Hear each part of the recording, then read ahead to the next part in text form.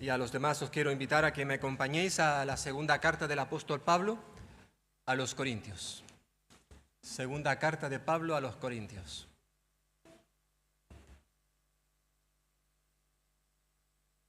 Y en esta mañana vamos a estar viendo los versículos, a terminar el capítulo 1, versículo 23, y luego veremos los primeros 4 versículos del capítulo 2. Dice así la palabra del Señor. Mas yo invoco a Dios por testigo sobre mi alma, que por ser indulgente con vosotros no he pasado todavía a Corinto. No que nos enseñoremos de vuestra fe, sino que colaboramos para vuestro gozo, porque por la fe estáis firmes.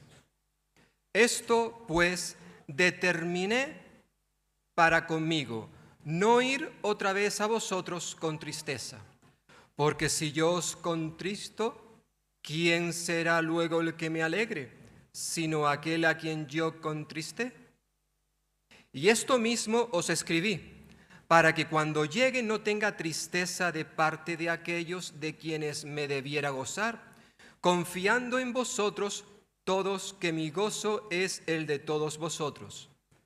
Porque por la mucha tribulación y angustia del corazón os escribí, con muchas lágrimas, no para que fueseis contristados, sino para que supieseis cuán grande es el amor que os tengo.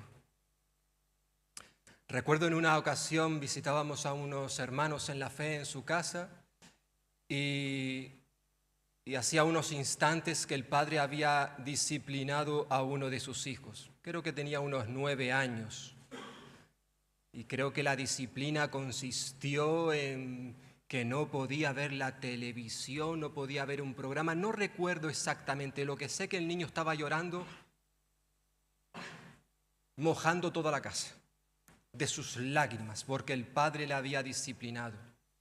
Y el padre en la intimidad me confesaba que tenía un dolor en su corazón al ver a su hijo llorar. La verdad es que le hubiese gustado levantar el castigo. Bueno, concretamente había sido disciplinado porque el niño le había faltado el respeto a su madre. Y aunque el padre tenía un dolor tremendo en su corazón porque había disciplinado a su hijo, incluso quería levantar el castigo, no lo hizo. No lo hizo, se mantuvo firme. Entendió que eso era lo mejor para su hijo.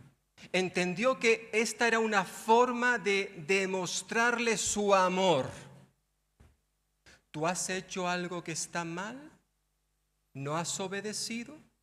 En este caso le has faltado el respeto a tu madre y como consecuencia, pues te voy a quitar la Play. O te voy a impedir que veas este programa que tanto te gusta, o que salgas con tus amigos a jugar esta tarde. No lo sé. Pero lo que recuerdo es eso, ¿no? El dolor de su padre. Pero a pesar de ese dolor, él se mantuvo firme.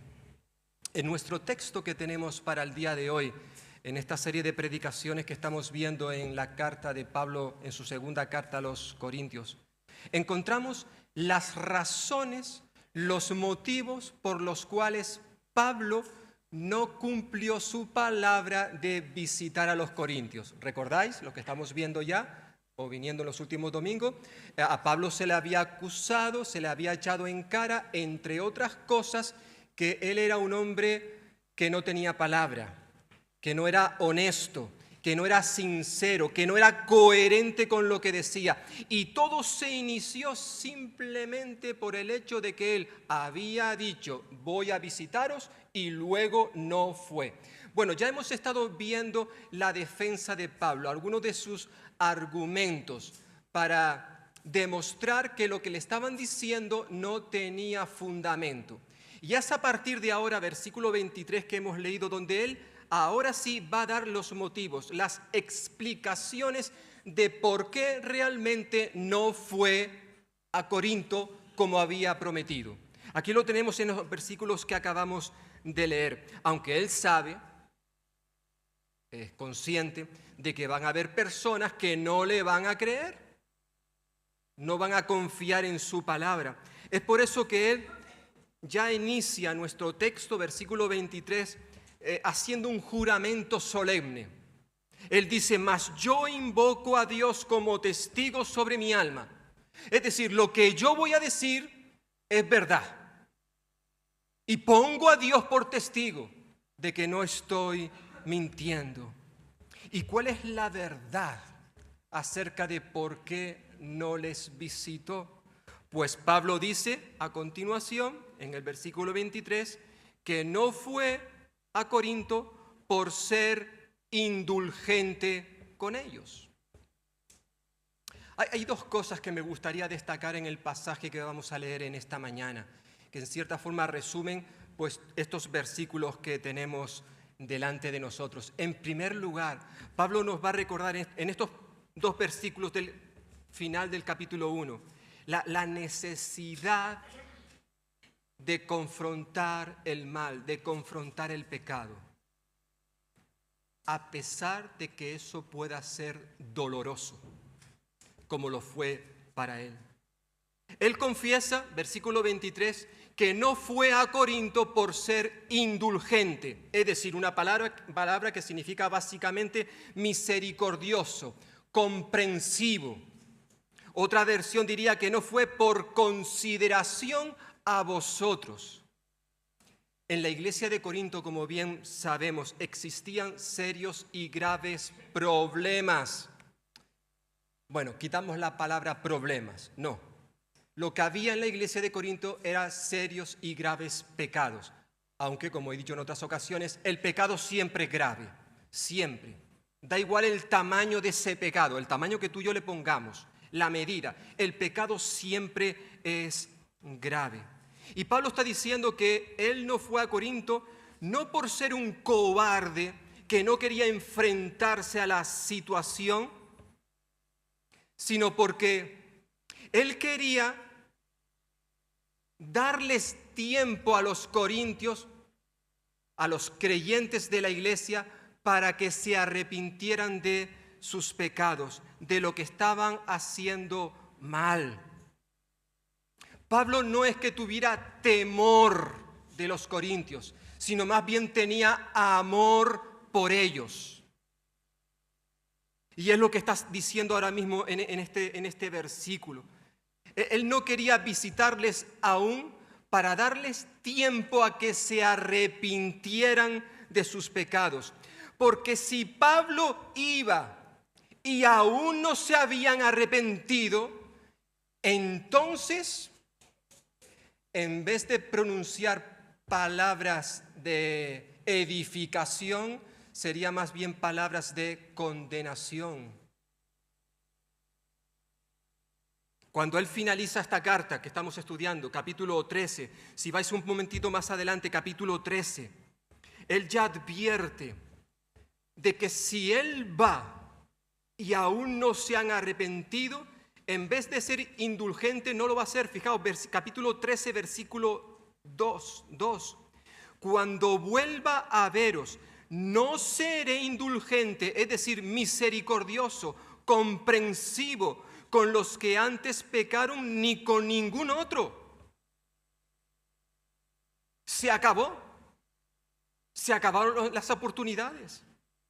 En vez de mostrar compasión, pronunciaría condenación, juicio contra estos hermanos. Por eso, si seguís mirando en el capítulo 13, versículo 10, él dice: por eso escribo todo esto en mi ausencia. Todavía no estoy, voy a ir.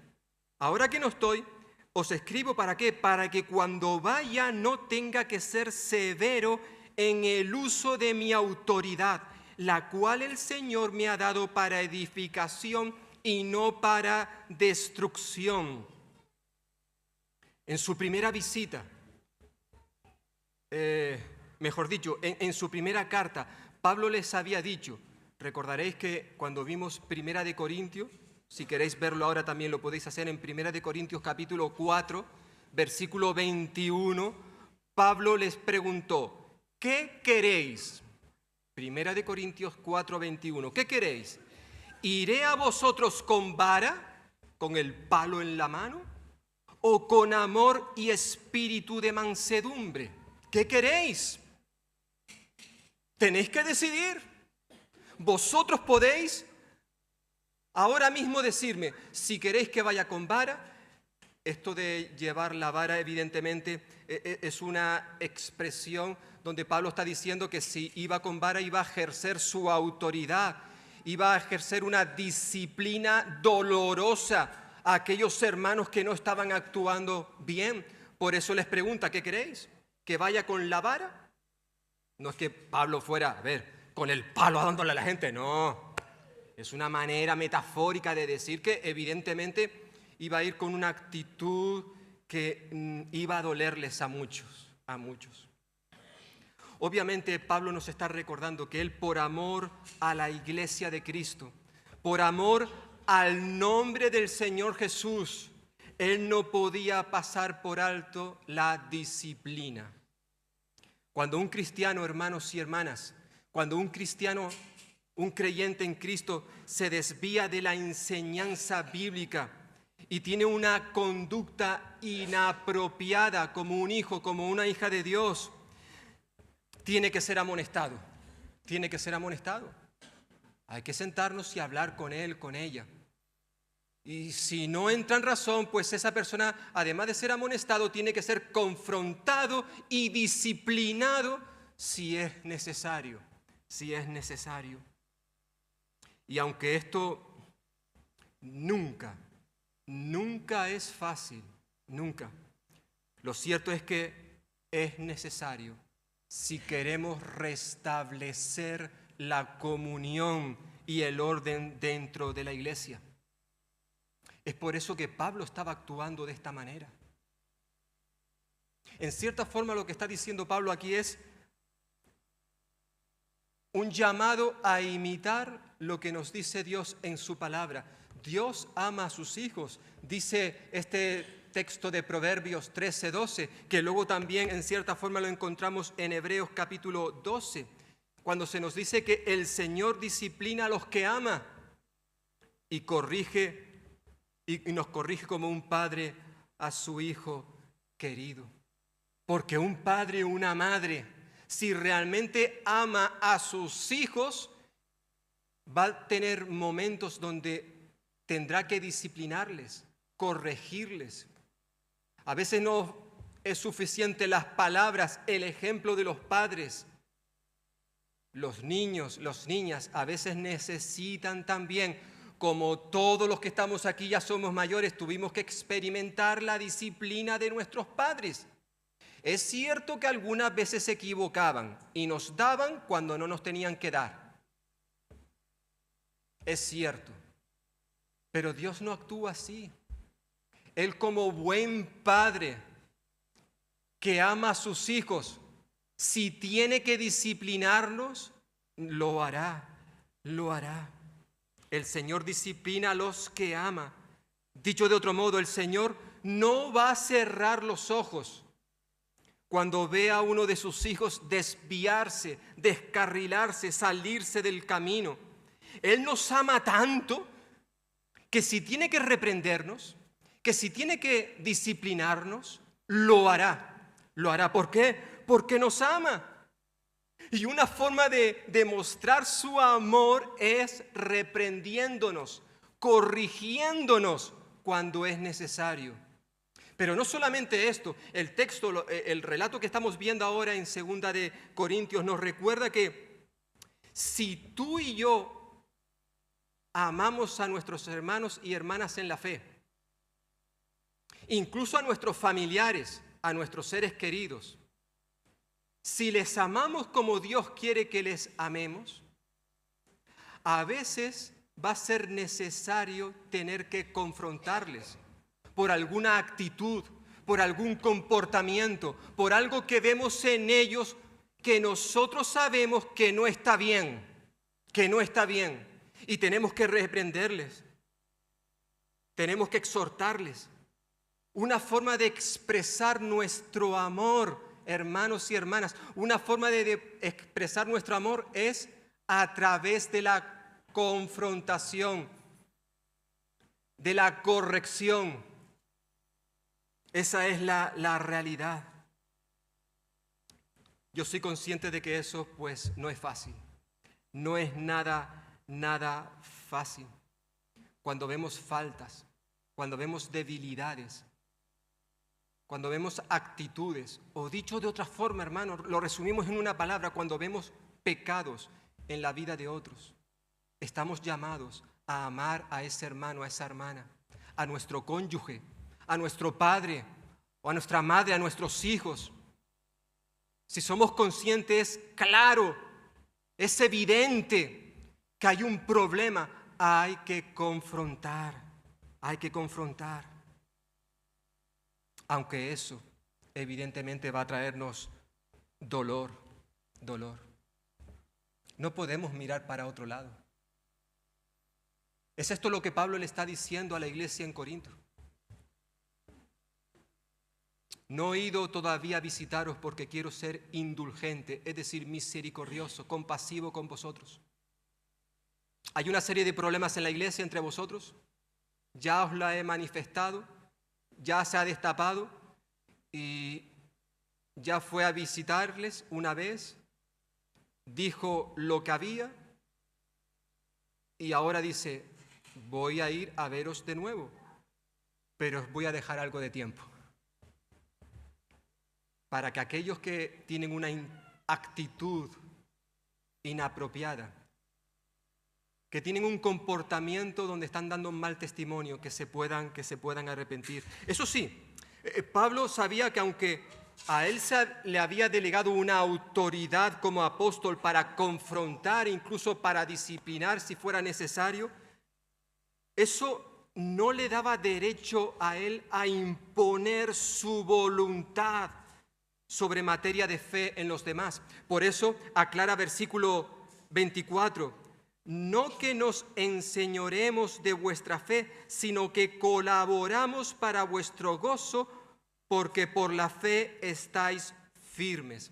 Es decir, él no se va a enseñorear, él no va a adueñarse de la fe de sus hermanos, a tener el control sobre ellos, sino más bien está para edificarles, colaborando con el crecimiento y madurez espiritual de sus hermanos, de tal modo que fueran ellos los que pudieran tomar las decisiones adecuadas, maduras, para mantenerse firmes en la fe. Es lo que básicamente Pablo les está diciendo aquí en el versículo 23. Por tanto, Pablo les recuerda la necesidad de confrontar el pecado.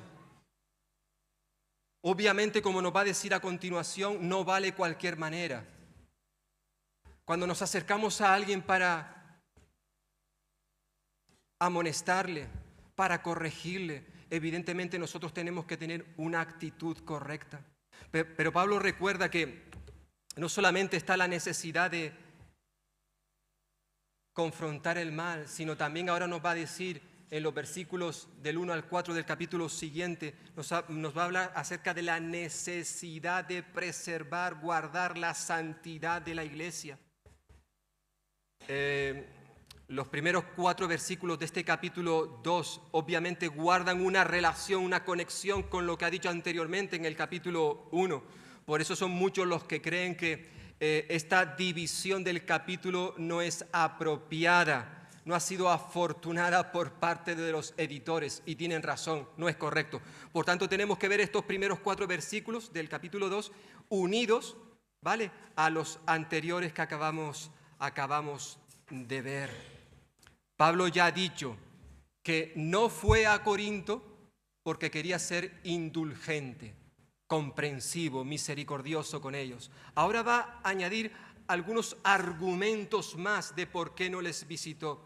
Hay 3 cosas que me gustaría destacar de estos 4 versículos. En primer lugar, Pablo les recuerda la prioridad de buscar siempre el bien de los demás antes, primeramente, que el bien nuestro.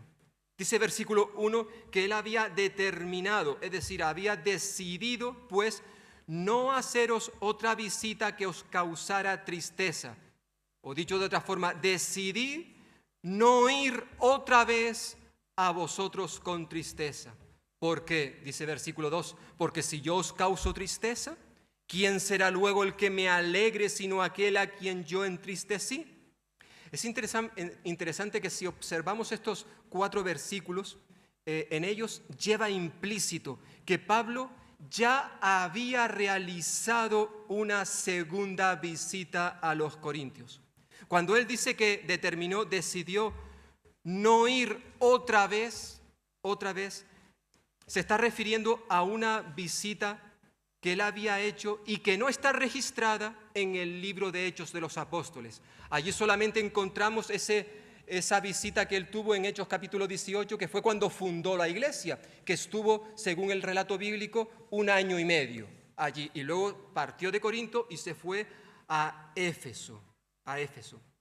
Esta visita que no está registrada en Hechos de los Apóstoles, al parecer fue muy dolorosa, Produjo una profunda tristeza, no solamente en Pablo, sino como estamos leyendo también en los creyentes, en los miembros de la iglesia de Corinto.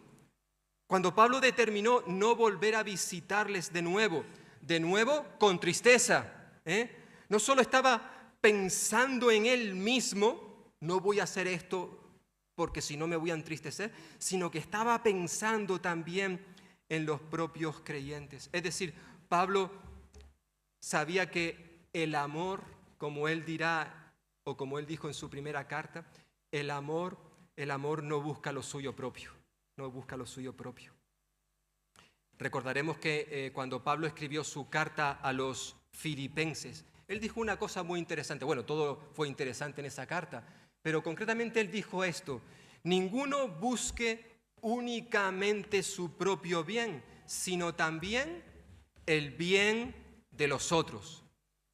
Es decir, Pablo no era de esas personas que piensan, que dicen, primero estoy yo, después estoy yo, y por último estoy yo. No, él no era de esa clase de personas. Evidentemente, según este versículo, tampoco está diciendo que nosotros solamente debemos buscar el bien de los demás y olvidarnos del bien nuestro. No. Fijaos lo que dice el texto. Ninguno busque únicamente su propio bien, sino también el bien de los demás. Claro que tenemos que preocuparnos por nuestras necesidades propias. Claro que sí. Pero Pablo recuerda que también la prioridad está en el otro. Por eso Pablo ahora en su carta a los Corintios está declarando que si él decidió no ir a visitarles es para no causarles más tristeza a los corintios.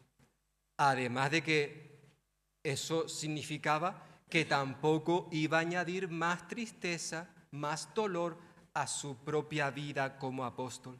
Es evidente, por lo que estamos viendo y ya vimos en su momento en la primera carta a los Corintios, es evidente que la situación espiritual de la iglesia en Corinto era lamentable, hasta el punto que Pablo tuvo que visitarles nuevamente, una visita que recuerdo, vuelvo a insistir, no está registrada en el libro de Hechos de los Apóstoles, pero él hace alusión en esta carta, tanto en este versículo como luego también hará alusión a ello en el capítulo 12 y capítulo 13 de esta carta al final. Pablo está diciendo que les había visitado y que esa visita le rompió el corazón, hasta el punto de que Pablo se marchó de la iglesia, se fue a Éfeso y cuando llegó a Éfeso se sentó en la mesa, cogió boli, papel, el pergamino, la pluma, cogió el material necesario y se puso a escribirles una carta donde básicamente lo que hace es recriminar a la iglesia duramente su conducta. Es lo que vemos en nuestro capítulo, versículo 2 al 3. Y al parecer esta carta que Pablo escribió produjo una herida tan profunda en muchos de los creyentes de la iglesia que Pablo fue consciente de ello.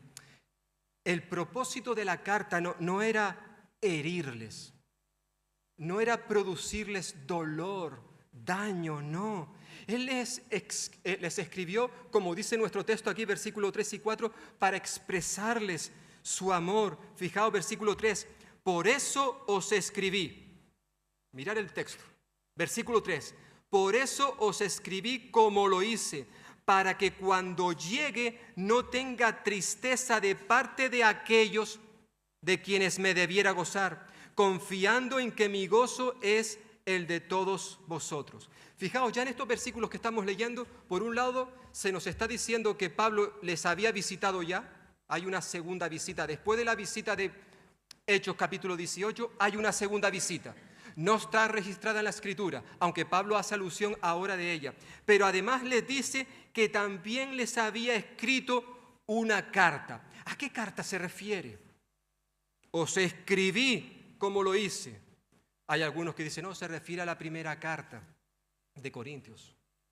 Hay otros que creen que es una carta que está implícita, está metida también en esta de segunda de Corintios. Pero como ya dijimos, recordaréis algunos, en la introducción a esta serie de predicaciones, al parecer Pablo escribió más de 2 cartas a los corintios. Nosotros tenemos hoy en día en las Escrituras primera carta a los corintios y segunda carta a los corintios. Pero si vamos a esas cartas y las leemos, descubriremos que Pablo al menos escribió 2 cartas más a esta iglesia. Una sería la que se conoce como la carta perdida.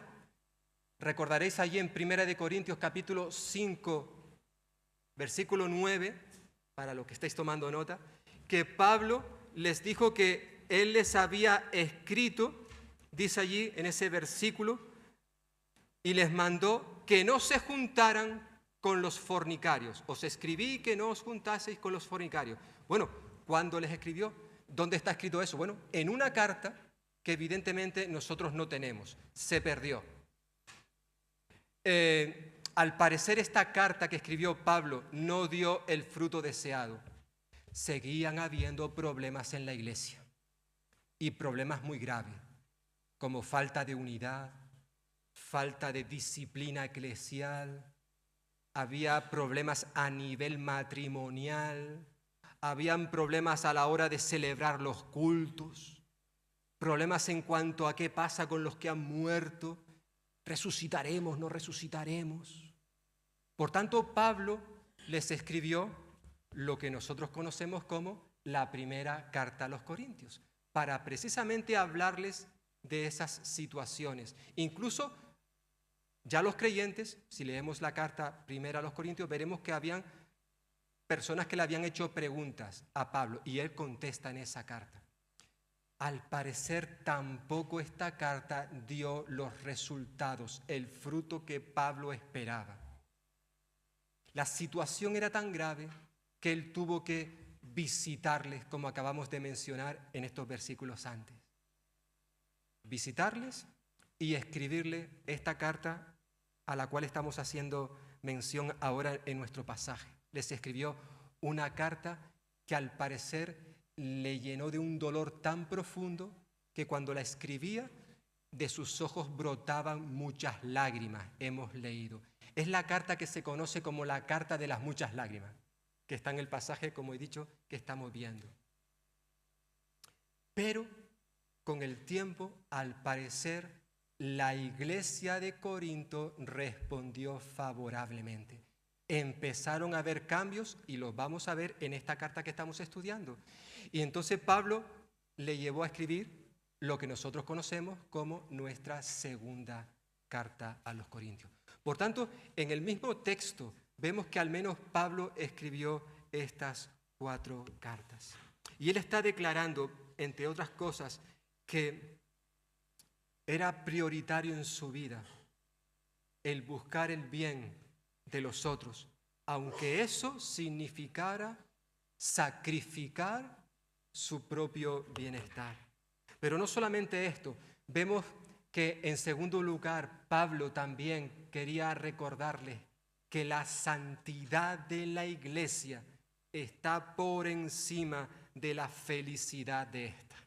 Versículo 3 que hemos leído. Desconocemos exactamente el contenido exacto de esta carta, la carta de muchas lágrimas. Él dice, versículo 4, porque por la mucha tribulación y angustia del corazón, versículo 4, os escribí con muchas lágrimas, con muchas lágrimas.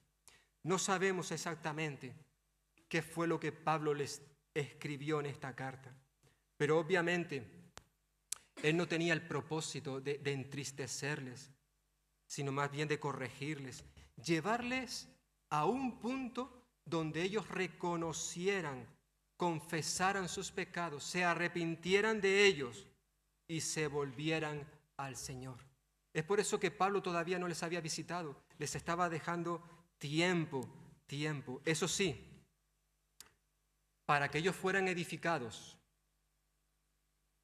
si para llegar a esa meta, a ese propósito, Pablo tenía que confrontarles y disciplinarles, lo haría.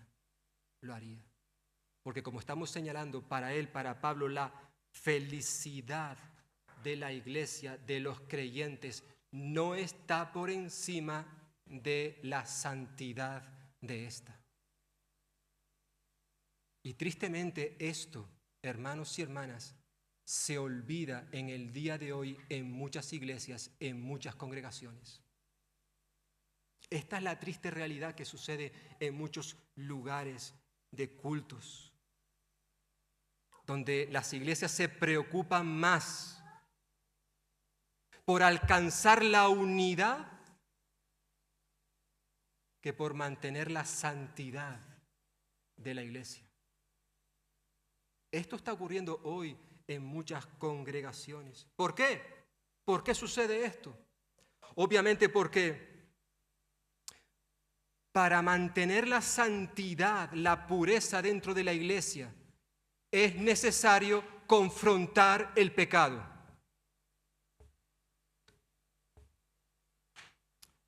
Amonestar a esos hermanos o hermanas que no están viviendo ordenadamente. Y eso implica que si yo les confronto, va a producir disgustos, enfrentamientos, malas caras, malas actitudes, amenazas de que me voy de la iglesia y ya no vuelvo más. Entonces lo que hacemos es, para mantener la unidad, bueno, si tenemos que tolerar el pecado, lo hacemos.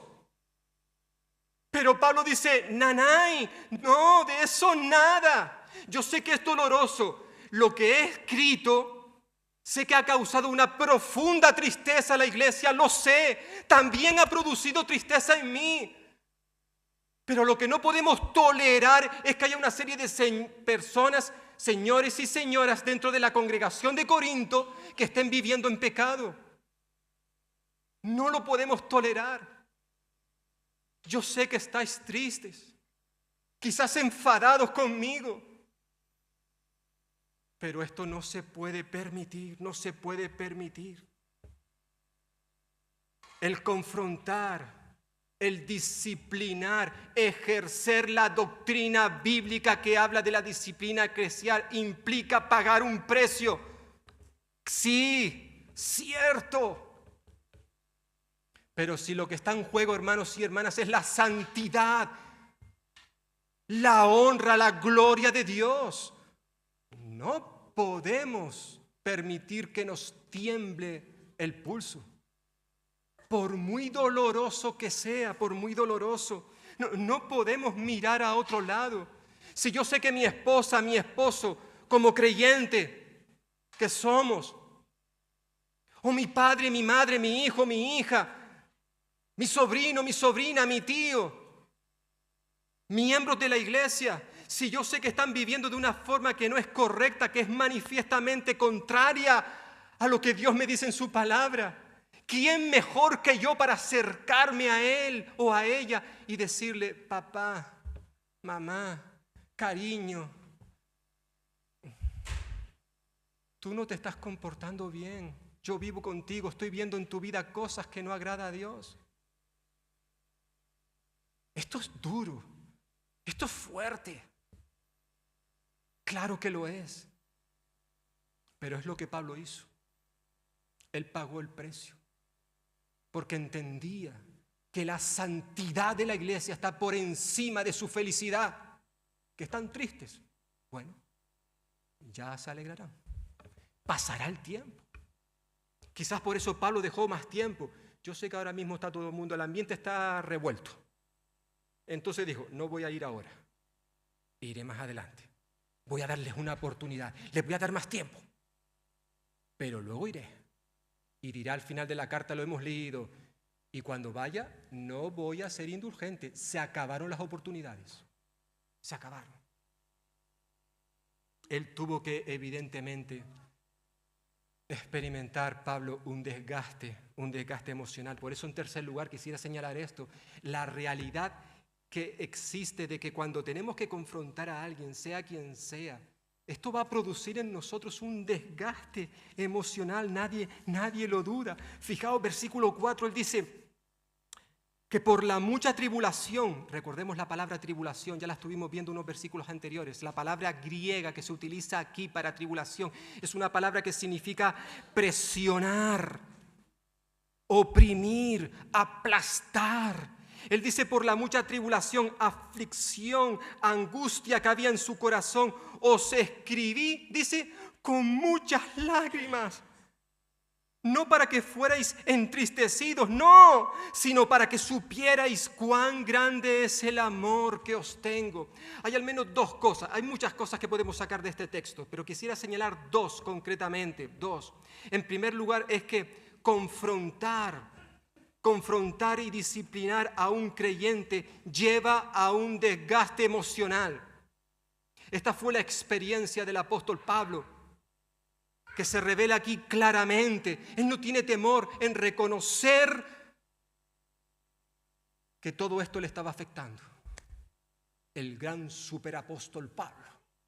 Él reconoce que la visita pastoral a los corintios fue tan sumamente dolorosa que cuando se marchó de allí, fue a Éfeso, escribió la carta. Esa carta dice que le produjo un dolor terrible. Estaba llorando al tener que escribirles. Es probable que algunos de los que estamos aquí sepamos de qué estaba hablando Pablo en este momento. Es probable. Yo tengo que confesar, hermanos y hermanas, tengo que confesar que siempre que he tenido que acercarme a alguien para amonestarle, para señalar algo que en su vida no está bien, ya sea un jovencito, ya sea alguien de mi quinta, o sea una persona mayor, siempre que lo hago, se me pone una bola en el estómago. No es fácil. No es fácil. Yo recuerdo incluso una vez que tuve que hablar con mi madre. Ella, como creyente, vi algo que en su vida no estaba bien y tuve que, con mucho tacto, con mucho amor, con mucha delicadeza, pero tuve que acercarme a ella y decirle, mamá, yo no estoy de acuerdo con lo que tú estás haciendo. Y le dije las razones. No es fácil. Se me pone aquí pero hay que hacerlo. Hay que hacerlo. Confrontar a una persona nunca es fácil. Nunca es fácil. Y una segunda cosa, fijaos, que encontramos en el pasaje es que confrontar y disciplinar el pecado, esto requiere de una gran dosis de amor. de amor. Pablo dice que les escribió no para que fueran entristecidos, versículo 4, sino para que supierais cuán grande es el amor que os tengo, Es decir, Pablo consideraba que siempre que tenía que amonestar, confrontar, disciplinar a alguien, lo tenía que hacer con amor. Con amor. Porque si no es con amor, entonces no tenemos derecho a acercarnos a alguien para corregirles. Con amor. Obviamente sabemos que incluso aunque actuemos con amor, eso puede producir una herida en la persona a la cual estamos amonestando. Aunque esa persona incluso sea madura en la fe, eso puede producir una herida. Tenemos que saber que esto es una realidad que puede ocurrir, aunque también es cierto, como diría Proverbios 27:6, fieles son las heridas del que ama. Confrontar a una persona, sea quien sea, de una manera bíblica, con valor y con amor. Obviamente conlleva un gran desgaste emocional. Consume nuestras fuerzas, nuestras energías. Esa es la realidad. Y algunos de los que estamos aquí, o quizás me estéis viendo a través de las redes, sabéis de qué estoy hablando. Pero aún así, Dios demanda de nosotros que cumplamos con esta responsabilidad. Como ya hemos señalado, hermanos y hermanas, una forma de expresar nuestro amor a otras personas es enfrentándoles con su pecado, con la realidad de su pecado. Y eso puede llevar tanto al transgresor, aquel que es disciplinado, como también al administrador, a aquel que administra la disciplina, a una situación dolorosa. Lo sabemos, es lo que estamos viendo en la vida de Pablo y de los corintios. Es por eso que hoy muchos, como he dicho antes, muchos optan por mirar hacia otro lado, no decir nada, y así evitar malas caras, disgustos, ¿verdad? Pero obviamente si actuamos de esta manera, estaremos diciendo, por un lado, que no estamos amando como Dios quiere que amemos, además de decir que somos unos cobardes.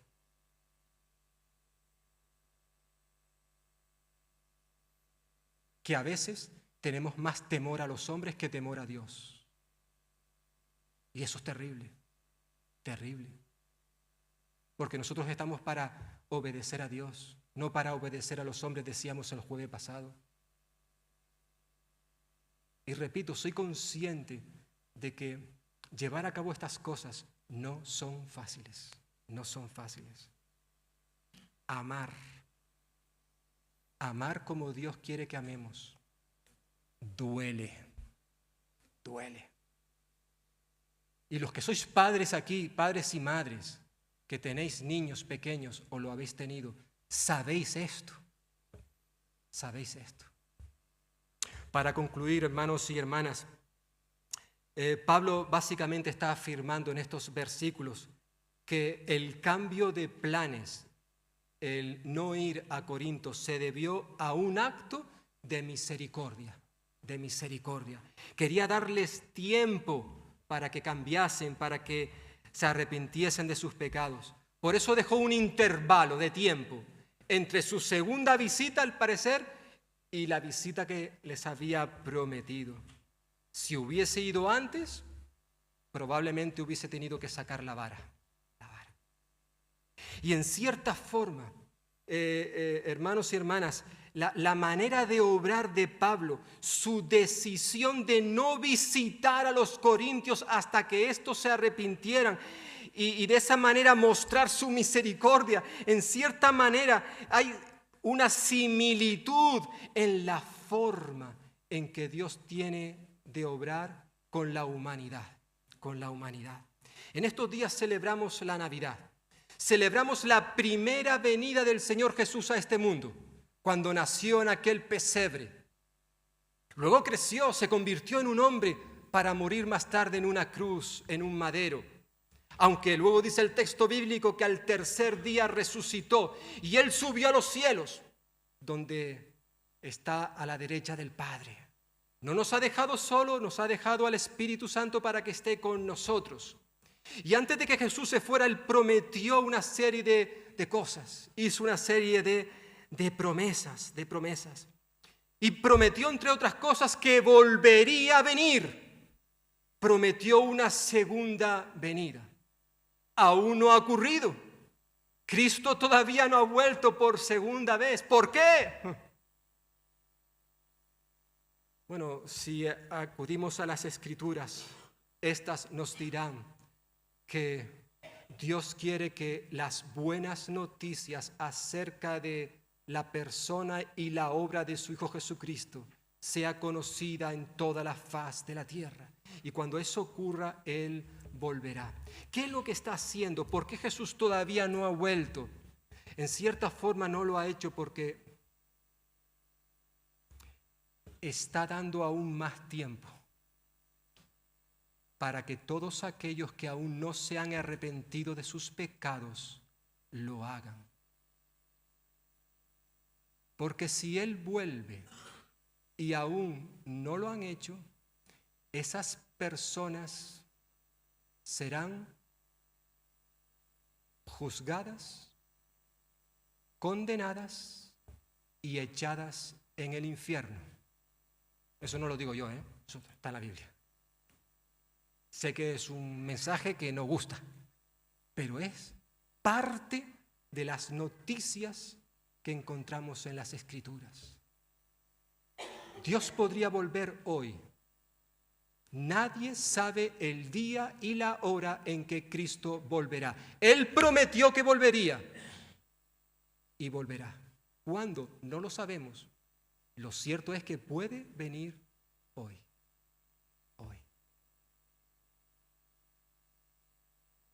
Pero hasta que eso no ocurra, amigo y amiga que estás aquí en esta mañana escuchándome, o los que estáis ahí a través de las redes escuchándome, hoy Dios te sigue dando tiempo, te sigue dando una nueva oportunidad para que tú confieses tus pecados, te arrepientas de ellos y que te vuelvas a Cristo, que creas en Él, que le sigas, que le aceptes en tu corazón como el Señor y Salvador de tu vida. Hoy el Señor te invita a que lo hagas. No esperes, Él va a venir, Él va a venir. Dice ese texto con el cual vamos a terminar en esta mañana: el Señor no se tarda en cumplir su promesa, según algunos entienden la tardanza, sino que es paciente con nosotros, no queriendo que nadie perezca, que nadie muera, que nadie se pierda, sino que todos vengan al arrepentimiento. El amor duele, hemos dicho, duele. Y si no, pregúntaselo al Padre Celestial, que por amor a ti, por amor a mí, envió a su único Hijo a este mundo. Lo ofreció, permitió que fuera clavado en una cruz para decirte: te amo, te amo. Y Él te ofrece su amor, su salvación, su vida, si tú se la pides en esta mañana. Pero si por el contrario tú sigues dando largas, deja pasar el tiempo y no te arrepientes, un día llegará donde ya se habrán agotado las oportunidades y te perderás. Porque Él volverá, y como Pablo le dijo a los corintios, el Señor también en cierta forma nos dice que Él no será indulgente. Se acabó la misericordia, se acabó las oportunidades. Dice el texto que no ha vuelto porque es paciente. Pero recuerda, la paciencia de Dios no es infinita. Su amor sí, Su paciencia no, tiene un límite y llegará el día en que se acabarán las oportunidades. Por tanto, ven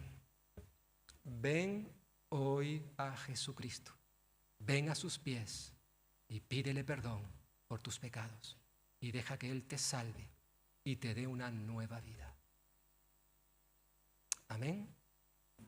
Pues que el Señor bendiga su palabra en cada uno de nosotros.